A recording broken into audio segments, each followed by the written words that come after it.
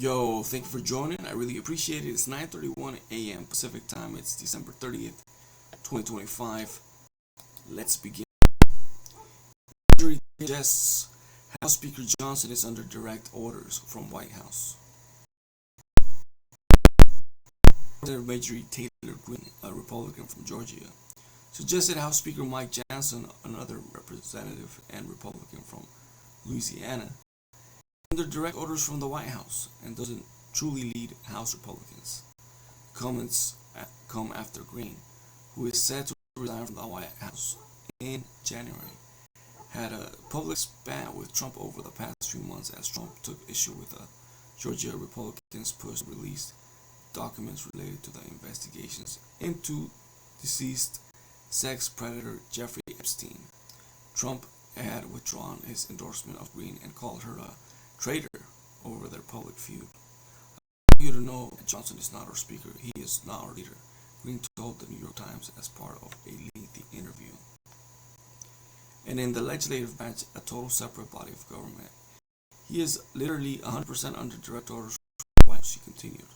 And many Republicans are so furious about that, but they're cowards. Speaker Johnson's office did not immediately respond to a request for comment. Spokesperson Davis Ingle provided the following statement to the Times. President Trump remains the undisputed leader of the greatest and fastest growing movement in American history, the MAGA movement. On the other hand, Congresswoman Greene is quitting on her constituents in the middle of her term and abandoning the consequential fight we're in. We don't have time for her petty bitterness.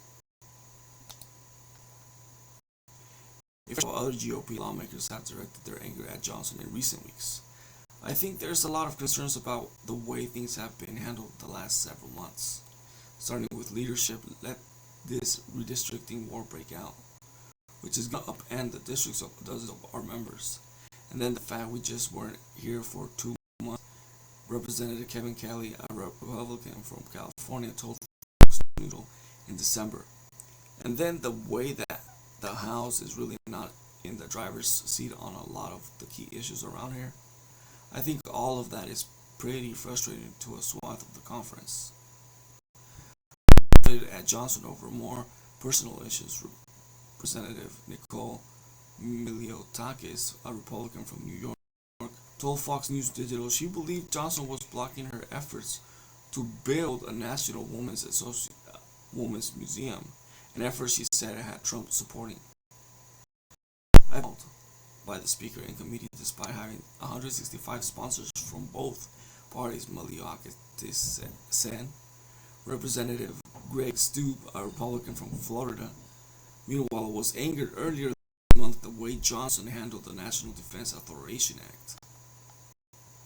We're getting shoved and we just have to eat it. Or vote against increasing pay to our military service members. It is a very unfortunate situation to be in, that the speaker keeps putting us in, Stoops said. I think getting a signature piece of legislation through is excellent, and everybody should be commended for that, because that was just a huge accomplishment, and it'll do great things for the country next year. Now that we've gotten over that, now you're kind of like, what can we do next? Nancy Mace, a Republican from South Carolina, recently wrote a scathing op-ed in the New York Times where she wrote, "Here's a hard truth Republicans don't want to hear. Nancy Pelosi was a more effective House Speaker than any Republican this century. Speaker Mike Johnson is better than his predecessor, but the frustrations of being a rank and file House member are compounded as certain individuals or groups remain marginalized within the party, getting little say," Mace wrote. Again, I appreciate y'all coming in. Thank you for joining. Smash that like button, subscribe to the channel, comment down below, let me know what you think. Follow me on Instagram, Studio11. Follow me on X, Studio 2020. I like to say Twitter. Follow me on Twitter. Thank you for joining, and I'll see you in the next one.